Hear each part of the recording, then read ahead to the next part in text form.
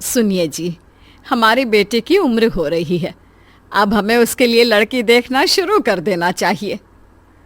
अरे अभी देवेश बच्चा ही तो है, तुम अभी से क्यों उसके लिए लड़की देख रही हो? अभी से लड़की देखेंगे तभी तो हमें कोई अच्छी लड़की मिलेगी ना, वरना आजकल का ज़माना कैसा है ये तो आप भी जानते ही हैं। अच्छे घर की लड़कियां मिलना बहुत मुश्किल है। बात तो एकदम सही है तुम्हारी। आप रिश्ते देखिए और मैं बहू। इस घर में बहू तो सिर्फ मेरी पसंद की ही आएगी। विक्रम अपने बेटे के लिए लड़की देखना शुरू कर देता है। कुछ दिनों बाद वो सलोनी के घर जाते हैं। लड़की कहाँ है, जरा उसे बुलाइए तो सही। जी बस अभी आती ही होगी। स्मृति के इतना बोलते ही जींस टॉप पहने सलोनी वहां आ जाती है। सलोनी को देखते ही लड़के वालों के होश उड़ जाते हैं। ये क्या पहन कर आई है आपकी लड़की? माफ कीजिएगा, लेकिन हमारे घर में ये सब कुछ नहीं चलेगा। वो आंटी जी क्या है ना, आज मुझे कॉलेज से आने में थोड़ी देर हो गई थी, इसलिए तैयार होने का टाइम ही नहीं मिला। तो तुम कॉलेज भी जाती हो? वैसे कितनी पढ़ी लिखी हो तुम? मैं अभी MBA की पढ़ाई कर रही हूँ। शादी के बाद क्या इरादा है तुम्हारा, जॉब या घर? जैसा आप कहो। देखो सलोनी, शादी ब्याह का मामला है, इसलिए मैं झूठ नहीं बोलूँगी। मुझे मेरे बेटे के लिए एक ऐसी लड़की चाहिए जो खाना बनाना, बड़ों का आदर करना, पूजा पाठ करना जानती हो। ये जीन्स पहनना, कॉलेज जाना और जॉब करना, ये सब हमारे घर नहीं चलेगा। माँ, ये सब आप क्या बोले जा रही हो? आखिर जीन्स पहनने में क्या बुराई है? और उसे जॉब करनी है या पढ़ाई, ये सब तो उसकी मर्जी है। इसका फैसला हम कैसे कर सकते हैं? चुप कर तू, तुझसे किसी ने सलाह नहीं मांगी है। तुम बताओ सलोनी, अगर तुम्हें हमारे घर की बहू बनना है तो ये सब छोड़ना पड़ेगा। आंटी जी, मैं जीन्स भले ही पहनती हूँ, पर इसका मतलब ये तो नहीं कि मेरे अंदर संस्कारों की कमी है। मुझे खाना बनाने, कपड़े बर्तन धोने से लेकर भगवान की पूजा अर्चना करना सब आता है। लेकिन मैं आपकी शर्त नहीं मान सकती। ना तो मैं जीन्स छोड़ूंगी और ना ही अपनी पढ़ाई। ठीक है, फिर हम भी इस शादी के लिए इनकार करते हैं। वृंदा, ये तुम क्या बोल रही हो? मैं ठीक ही तो बोल रही हूँ। मुझे सुशील और संस्कारी लड़की चाहिए। ऐसे आंखों में आंखें डालकर बात करने वाली लड़की हमारे घर की बहू नहीं बन सकती। लड़की कहाँ है, जरा उसे बुलाइए तो सही। जी बस अभी आती ही होगी। स्मृति के इतना बोलते ही जींस टॉप पहने सलोनी वहां आ जाती है। सलोनी को देखते ही लड़के वालों के होश उड़ जाते हैं। ये क्या पहन कर आई है आपकी लड़की? माफ कीजिएगा, लेकिन हमारे घर में ये सब कुछ नहीं चलेगा। वो आंटी जी क्या है ना, आज मुझे कॉलेज से आने में थोड़ी देर हो गई थी, इसलिए तैयार होने का टाइम ही नहीं मिला। तो तुम कॉलेज भी जाती हो? वैसे कितनी पढ़ी लिखी हो तुम? मैं अभी MBA की पढ़ाई कर रही हूँ। शादी के बाद क्या इरादा है तुम्हारा, जॉब या घर? जैसा आप कहो। देखो सलोनी, शादी ब्याह का मामला है, इसलिए मैं झूठ नहीं बोलूँगी।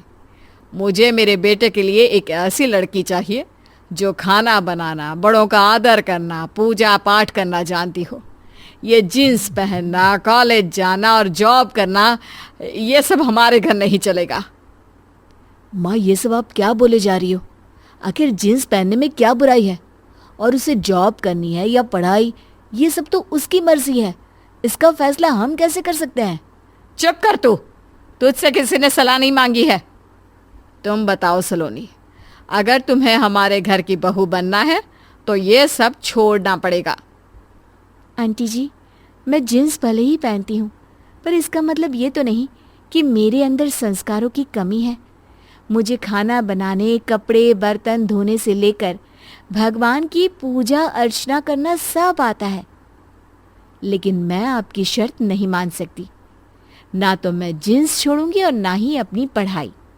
ठीक है, फिर हम भी इस शादी के लिए इनकार करते हैं। वृंदा, ये तुम क्या बोल रही हो? मैं ठीक ही तो बोल रही हूँ। मुझे सुशील और संस्कारी लड़की चाहिए। ऐसे आंखों में आंखें डालकर बात करने वाली लड़की हमारे घर की बहू नहीं बन सकती। ऐसे ही 2 महीने बीत जाते हैं, लेकिन वृंदा को ऐसी एक लड़की भी नहीं मिलती जो उसकी शर्तों पर शादी के लिए तैयार हो। वो जहाँ भी लड़की देखने जाती उनसे ताउम्र साड़ी पहनने और घर का चूल्हा चौका करने की शर्त रख देती, जिसे सुनते ही हर लड़की इनकार कर देती। देखो वृंदा, बहुत मुश्किल से एक और रिश्ता आया है। तुम प्लीज यहाँ किसी पर कोई शर्त मत थोप देना। मैं नहीं चाहता कि तुम्हारी ऊट पटांग शर्तों के कारण हमारे बेटे की उम्र निकल जाए। अच्छा, तो अभी आपको मेरी शर्तें ऊट पटांग लग रही है। जिस दिन कोई गलत लड़की हमारे घर की बहू बन जाएगी ना, तब समझ आएगा आपको। देवी जी, अगर आपका हो गया हो तो अब चले हम लड़की देखने। हाँ तो चलो ना, कौन मना कर रहा है। वृंदा और विक्रम अपने बेटे के संग लड़की देखने जाते हैं, जहां लड़की की माँ चारुलता उनका स्वागत करती है। आप कुछ चाय नाश्ता लेंगे? नहीं नहीं, आप बस लड़की को बुला लीजिए। चारुलता अपनी बेटी वैदेही को आवाज देती है। थोड़ी ही देर में साड़ी पहने, हाथ में चाय लिए और सर पर पल्लू रखकर वैदेही आ जाती है।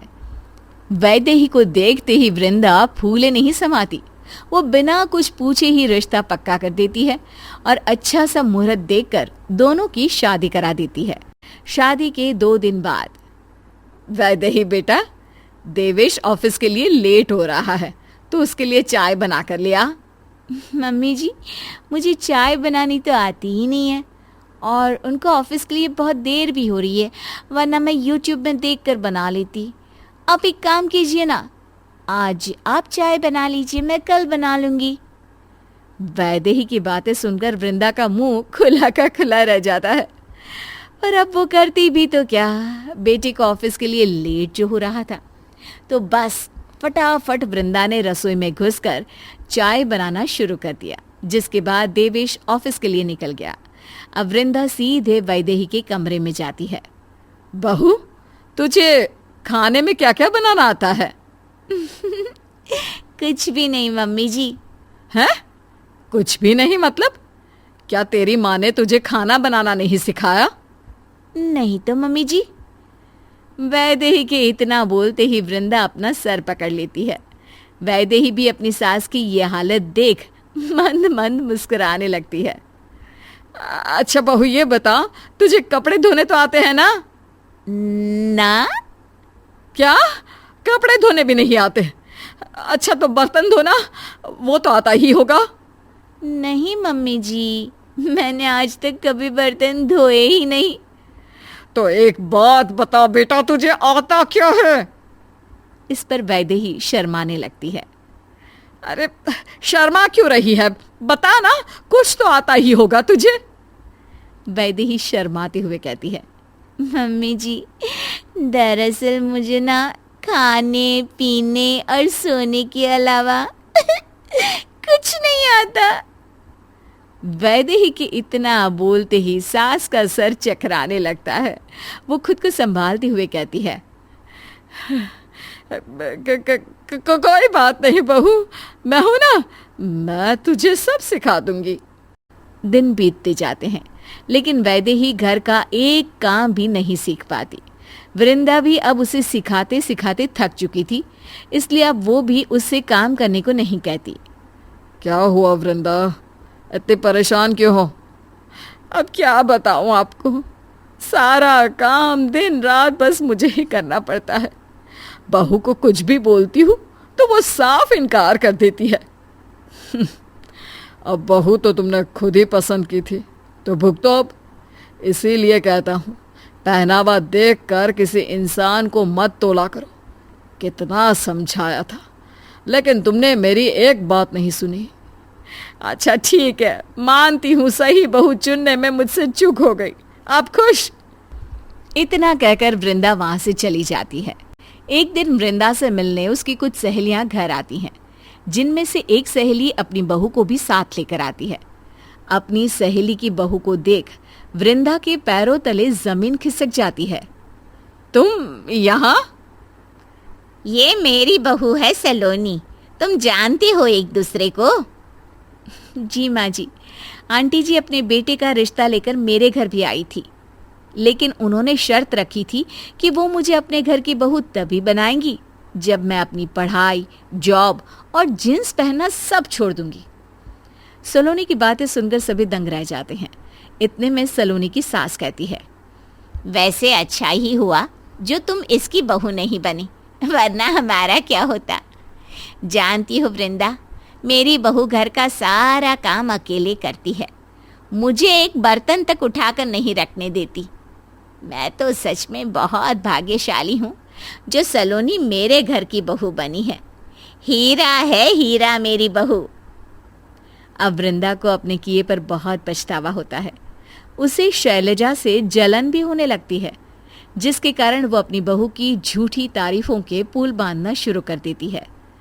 अगर तेरी बहू हीरा है तो मेरी बहू भी कोहिनूर है। जानते हो तुम लोग, मेरी बहू तो सुबह उठने से पहले ही मेरे हाथ में खाना ला कर दे देती है और मेरे बोलने से पहले ही घर का सारा काम खत्म कर देती है। ऐसी है मेरी बहू। जिस बहू की तो इतनी तारीफ कर रही है, जरा अब उससे मिलवा भी दे। हाँ हाँ, क्यों नहीं। वैदेही बेटा, जरा बाहर तो आना, मेरी कुछ फ्रेंड्स तुझसे मिलना चाहती है। वृंदा के कहते ही वैदेही सिर पर पल्लू रखकर बाहर आती है और सभी के पैर छूती है। वृंदा, तेरी बहू तो बहुत संस्कारी है। हाँ यार, तू सच में बहुत भाग्यशाली है जो तुझे ऐसी बहू मिली, वरना आज के ज़माने में ऐसी लड़की मिलनी बहुत मुश्किल है। सच में क्या किस्मत पाकर आई है तू। तुझे तो कोहिनूर से भी कीमती बहू मिली है। वृंदा झूठी मुस्कान लिए हंसने लगती है। तभी, मम्मी जी, मुझे बहुत भूख लग रही है, जल्दी से जाकर कुछ बना दीजिए ना प्लीज़। वैदेही की ये बात सुनकर सभी दंग रह जाते हैं। अरे बेटा, भूख लग रही है तो जाकर बना ले कुछ, अपनी सास को क्यों परेशान कर रही है। इससे पहले कि वैदेही कुछ बोलती, वृंदा बीच में बोल पड़ती है। वो क्या है ना, बहू को सिर्फ मेरे ही हाथ का खाना पसंद है, इसलिए वो मुझसे बोल रही है। ये तो बहुत अच्छी बात है, फिर तो ये बाहर का कुछ खाती भी नहीं होगी, क्यों बहू? अरे नहीं नहीं आंटी जी, मैं तो सब कुछ खा लेती हूँ जो भी मिल जाए, बस मुझसे ना ये काम वाम नहीं होता। मुझे तो आप बैठे बैठे जो दे दोगे मैं सब खा लूँगी। क्यों वृंदा, तू तो बोल रही थी तेरी बहू घर का सारा काम करती है। अरे बहू, तुम लोगों से मजाक कर रही है क्या? तुम भी इसकी बातों पर भरोसा कर रहे हो? जा बहू, जाकर सबके लिए चाय बना दे। मम्मी जी, मैंने आज तक अपने लिए तो चाय बनाई नहीं, फिर इतने सारे लोगों के लिए कैसे बना दूं? अगर आप चाय बनाए ना तो मेरे लिए भी बना देना। मेरी फेवरेट सीरियल का आने का टाइम हो गया है, मैं अपने रूम में जाकर टीवी देख रही हूँ। हाँ। थोड़ी देर पहले तक जो लोग वैदेही की तारीफ करते नहीं थक रहे थे, अब वही लोग उस पर हंसने लगते हैं। वृंदा को अब अपनी बहू और अपनी छोटी सोच पर बेहद शर्मिंदगी महसूस होने लगती है। तुम लोग बैठो, मैं तुम्हारे लिए चाय बना कर लाती हूँ। नहीं वृंदा, उसकी कोई ज़रूरत नहीं है, अब हम यहाँ और नहीं रुक सकते। मुझे फक्र है अपनी बहू सलोनी पर, जो ऑफिस के साथ साथ पूरा घर भी संभालती है। चल बेटा, घर चलते हैं। जी मम्मी जी, बस 2 मिनट दीजिए मुझे। सलोनी वृंदा के पास जाती है और उससे कहती है, आज तो आपको एहसास हो ही चुका होगा आंटी जी कि कभी भी किसी को उसके कपड़ों से जज नहीं करना चाहिए। जींस पहनने का मतलब ये नहीं होता कि लड़की असंस्कारी है, या फिर अगर लड़की ऑफिस जाती है तो अपने परिवार को नहीं संभाल सकती। ये सब सिर्फ एक गलत सोच है। अच्छा हुआ उस दिन आपने मुझे ठुकरा दिया, वरना मुझे इतना अच्छा ससुराल नहीं मिलता। आज अपने पूरे जीवन में पहली बार वृंदा को एहसास होता है कि पहनावे को लेकर उसकी सोच कितनी गलत थी। कभी किसी के संस्कारों को उसके कपड़ों से तोलकर नहीं देखना चाहिए। कपड़े कभी किसी की काबिलियत और संस्कारों को बयान नहीं कर सकते। खुशी 21 साल की कॉलेज में पढ़ने वाली एक बेहद खूबसूरत लड़की है, जिसकी पढ़ाई भी अभी पूरी नहीं होती, लेकिन उसके पापा उसकी शादी फाइनल कर देते हैं। खुशी को जब इस बात का पता चलता है तो वो अपने पापा के पास जाती है। पापा, मुझे अभी शादी नहीं करनी। पर क्यों बेटा, रिश्ता बहुत अच्छा है। लेकिन पापा, मुझे अभी पढ़ाई करनी है। पढ़ाई तो तुम शादी के बाद भी कर सकती हो ना बेटा, इसमें इतना परेशान होने वाली क्या बात है। लड़का और रिश्ता दोनों बहुत अच्छे हैं। देखो, तुम्हारी शादी उसी से होगी। ये बात सुनकर खुशी उदास हो जाती है। तभी कमरे में खुशी की मम्मी आती है और खुशी को उदास बैठा देखकर मम्मी उसके पास जाती है। क्या हुआ खुशी, तुम उदास क्यों हो? मम्मी, पापा ने मेरी शादी फाइनल कर दी है। तो इसमें उदास होने वाली क्या बात है? शादी तो हर लड़की को करनी ही पड़ती है ना। पर मम्मी, मुझे अभी शादी नहीं करनी। मेरी किसी फ्रेंड की शादी नहीं हुई है, अभी मुझे आगे पढ़ना है मम्मी। पर बेटा, पढ़ाई तो शादी के बाद भी कर सकती हो।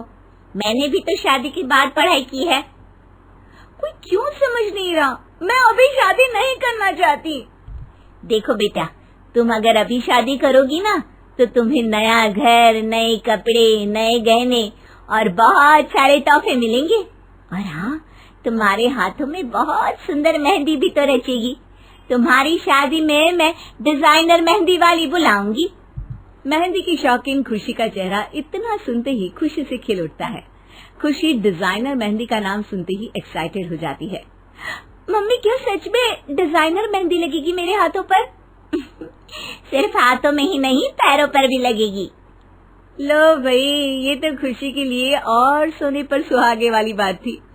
और वो तुरंत ही अपने मोबाइल में कुछ देखने लगी। मोबाइल में क्या देख रही हो बेटा? मम्मी, मैं ना अपनी शादी के लिए मेहंदी का डिजाइन पसंद कर रही हूँ। मुझे अपनी शादी में सबसे सुंदर मेहंदी लगवानी है। कुछ दिनों के बाद खुशी की शादी का दिन आ जाता है। खुशी ने अपनी शादी में पूरे 25,000 रुपए की मेहंदी लगवाई थी, क्योंकि आखिर वो शादी भी तो सिर्फ सबसे सुंदर मेहंदी लगवाने के लिए ही तो कर रही थी। शादी संपन्न होती है और अब खुशी ससुराल पहुंच जाती है। ससुराल का पहला दिन। भाभी, आज आपके घर में पहली रसोई है, जल्दी से किचन में चलिए, माँ इंतजार कर रही है। खुशी तैयार होकर किचन में पहुंचती है। अरे भाभी, आपके हाथों की मेहंदी तो बहुत खूबसूरत लग रही है, और देखिए इसका रंग भी कितना गहरा आया है। लगता है भैया आपको बहुत प्यार करते हैं। पूरे 25,000 रुपए में लगवाई है मैंने ये मेहंदी, अच्छी तो लगेगी ही। बेटा, जल्दी से नाश्ता बना दो, आज तुम्हारी पहली रसोई है ना। खुशी सबके लिए नाश्ता बनाती है। सब लोग नाश्ता करके अपने काम में लग जाते हैं, लेकिन किचन में बहुत सारे झूठे बर्तन इकट्ठे हो जाते हैं। अरे बहू, किचन में बर्तन पड़े हैं, उसे साफ कर देना। ये सुनते ही खुशी टेंशन में आ जाती है। वो उदास मन से किचन में जाती है और सिंक के पास खड़े होकर कभी बर्तनों को तो कभी अपनी मेहंदी को देखने लगती है। अगर बर्तन साफ करूंगी तो मेहंदी का रंग फीका पड़ने लगेगा। ये 25,000 की मेहंदी तो एक ही दिन में बर्तन के साबुन के साथ धुल जाएगी। बहुत देर तक यही सब सोचने के बाद दूसरा कोई रास्ता ना होने की वजह से खुशी उदास मन से बर्तन साफ करने लगी। अब हर रोज वही घर का काम चलता, जिसके चलते 2-4 दिनों के अंदर खुशी की मेहंदी का रंग फीका पड़ गया। ये देखकर खुशी काफी परेशान हो गई। आखिर उसने तो शादी ही मेहंदी के लिए की थी, जो अब रही नहीं। अब वो क्या करे? खुशी सोच में पड़ गई। बहुत सोचने के बाद उसने अपने पति से ढेर सारी मेहंदी की कुप्पियां मंगवा ली और अगले दिन अपने दोनों हाथों पर मेहंदी लगाकर अपने कमरे में बैठ गई। सुबह जब नाश्ता नहीं मिला तो सास बहू के कमरे में आई। बहू, अभी तक नाश्ता क्यों नहीं बना? तभी वो देखती है कि खुशी के दोनों हाथों पर मेहंदी लगी हुई है। अरे, ये तुमने मेहंदी क्यों लगा रखी है? आज कोई त्योहार है क्या? नहीं मम्मी, वो बस मेरी मेहंदी उतर गई थी ना, इसलिए मैंने दोबारा मेहंदी लगा ली। अच्छा, तब नाश्ता कौन बनाएगा? घर का सारा काम फैला हुआ है, वो कौन करेगा? आप पिंकी को बोल दो ना, वो कर देगी सारा काम। सास अब बेटी पिंकी के पास जाती है। बेटा, आज घर का काम तुझे करना है। मुझे क्यों करना है? भाभी से बोलो। अरे उसने तो अपने हाथों पर मेहंदी लगा रखी है, इसलिए आज घर का काम तो तुझे ही करना पड़ेगा। खुशी को ये बात सुनकर बिल्कुल अच्छा नहीं लगता, पर मजबूरी में उसे घर का काम करना पड़ा। लेकिन धीरे धीरे अब ये सिलसिला हर तीसरे चौथे दिन का हो गया। जब खुशी अपने हाथों पर मेहंदी लगाती और पिंकी को उसके हिस्से का काम करना पड़ता, जिससे बचने के लिए एक दिन पिंकी के दिमाग में एक आइडिया आया। और अब जैसे ही खुशी अपने कमरे में मेहंदी लगाने के लिए बैठी, तभी पिंकी भी उस कमरे में आ गई। भाभी, आपको तो बहुत अच्छी मेहंदी लगानी आती है, आज ना आप मेरे हाथों पर भी मेहंदी लगा दीजिए। ये सुनकर खुशी पिंकी के हाथों पर भी मेहंदी लगा देती है और उसके बाद खुद अपने हाथों पर भी मेहंदी लगा लेती है। थोड़ी ही देर बाद गुस्से से तमतमाती सास उसके कमरे में आती है। घर का काम आज किसी ने नहीं किया? अरे बहू ने तो मेहंदी लगाई है, पिंकी तूने काम क्यों नहीं किया? इतना सुनते ही पिंकी ने अपने हाथ अपनी माँ के सामने कर दिए। देखो माँ, भाभी ने मेरे हाथों पर कितनी सुंदर मेहंदी लगाई है। अब करवाओ मुझसे काम। ये देखकर खुशी की सास एकदम भौचक्की के रह जाती है और उदास मन से घर का काम करने लगती है। अब जब भी खुशी मेहंदी लगाती तो पिंकी भी मेहंदी लगाकर बैठ जाती और घर का सारा काम सास को करना पड़ता। कुछ ही दिनों में अब सास भी समझ जाती है कि काम से बचने के लिए ही ये दोनों ननद भाभी मेहंदी लगाकर बैठ जाती हैं। इन दोनों ने तो हद ही कर दी, मैं अकेली इतना सब काम नहीं कर सकती। ऐसा करती हूँ, मैं भी अब इन लोगों के साथ मेहंदी लगाकर बैठ जाऊंगी। अगले दिन जब खुशी और पिंकी मेहंदी लगा रहे थे, तब खुशी की सास भी वहां आ जाती है। बहू, तुम तो बहुत सुंदर मेहंदी लगाती हो, आज जरा मेरे हाथों पर भी मेहंदी लगा दो। ये सुनकर खुशी अपनी सास के हाथों पर खुशी खुशी मेहंदी लगा देती है। अब घर की तीनों महिलाएं मेहंदी लगाकर बैठ जाती है। आज घर में न तो नाश्ता बना न खाना, जिससे घर के मर्दों को काफी परेशानी होती है। एक दिन दो दिन करते करते अब ये रोज का काम हो गया था और अब ससुर और खुशी का पति दोनों ही बहुत ज्यादा परेशान हो गए थे। बेटा, इन तीनों की मेहंदी का कुछ तो करना पड़ेगा। डोंट वरी बाबा, मेरे पास एक तरकीब है। अब अगले दिन जैसे ही खुशी मेहंदी लगाने बैठी, वैसे ही उसका पति और ससुर उसके पास आए और बोले, बेटा, हमने सुना है तुम बहुत अच्छी मेहंदी लगाती हो, तो क्यों ना आज तुम हम दोनों के हाथों पर भी मेहंदी लगा दो।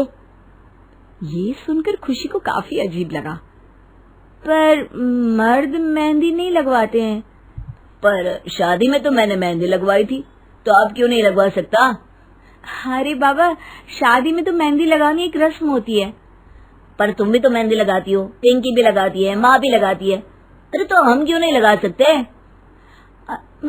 हमें तो मेहंदी लगवाने का शौक है, इसलिए मेहंदी लगाते हैं।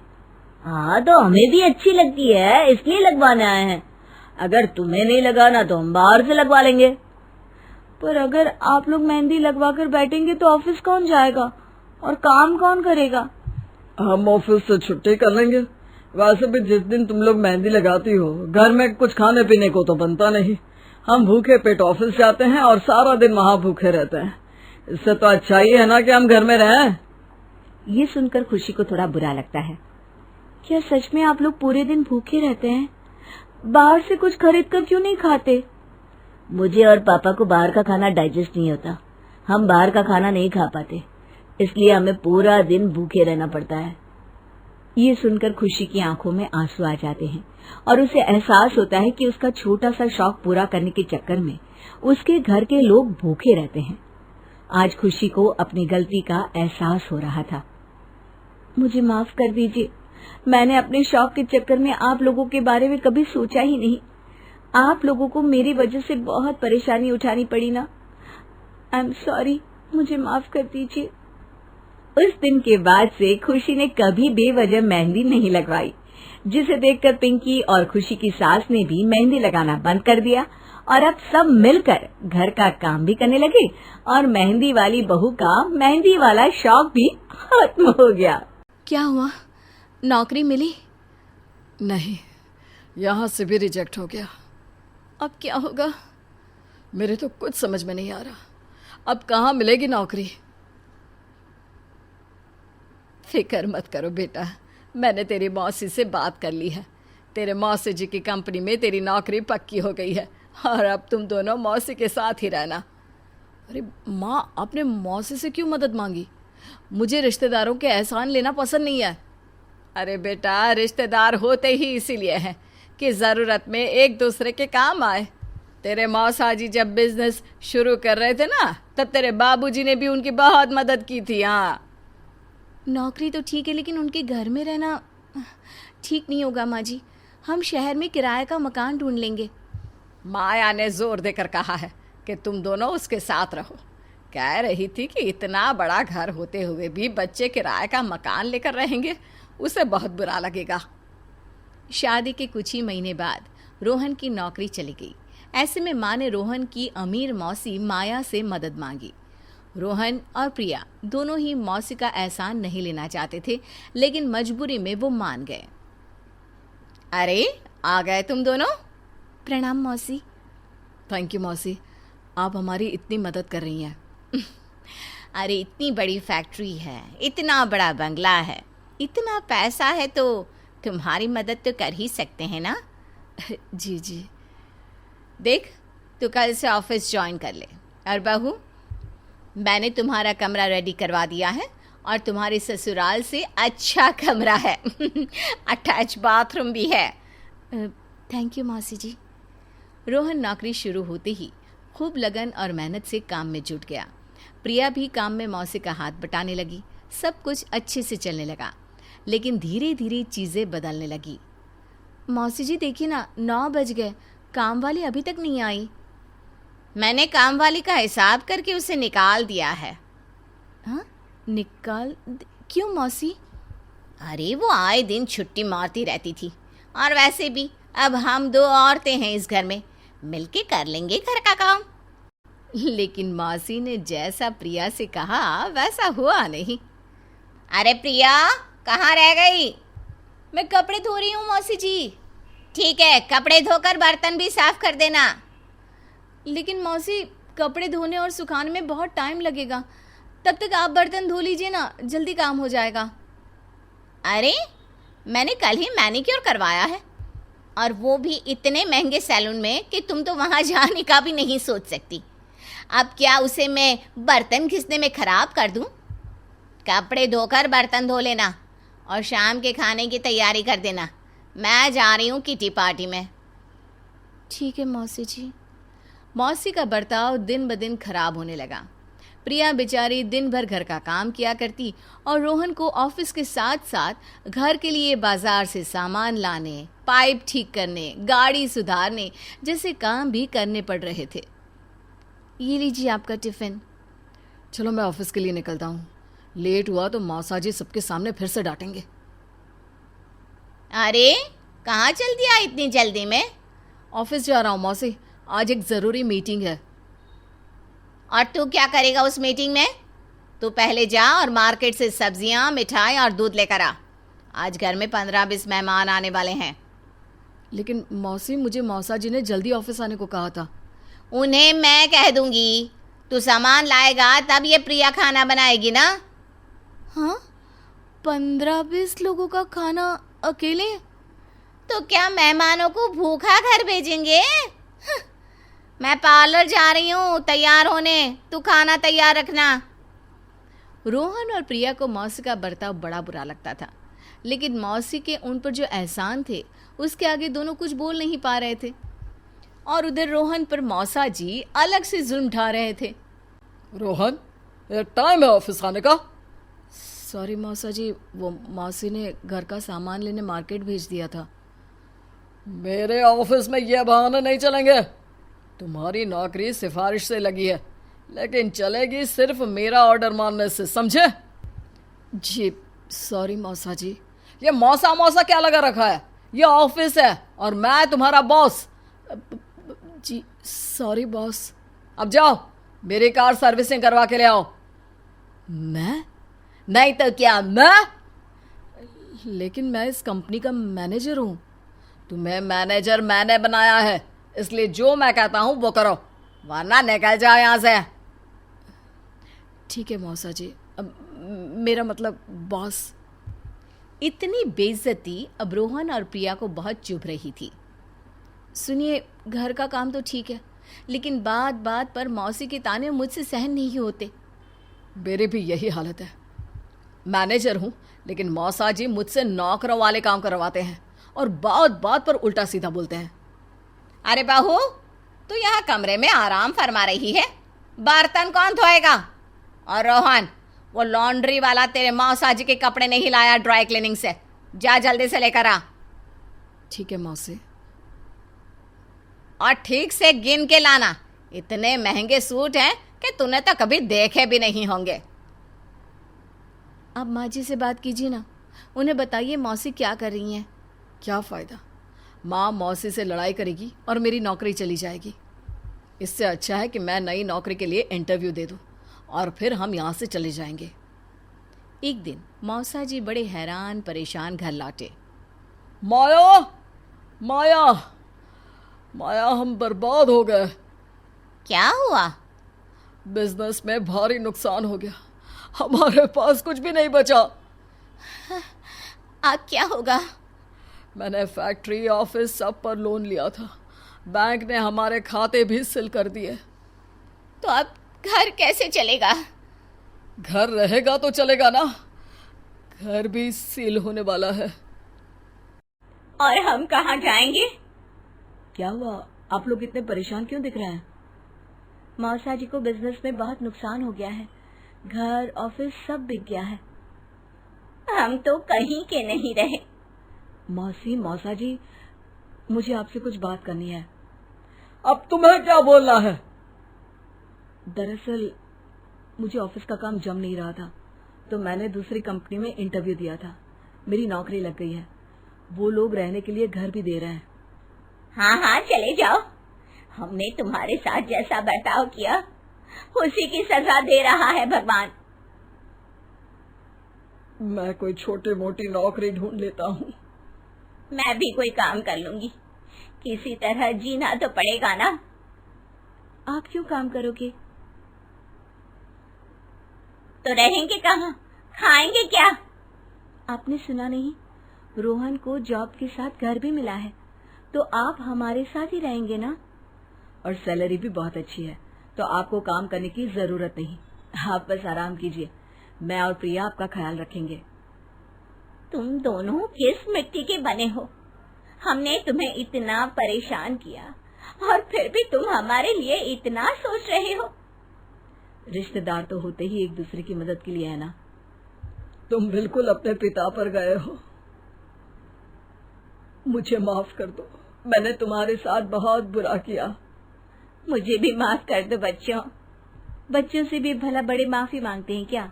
चलिए, हम नए घर में नई जिंदगी शुरू करने की तैयारी करते हैं।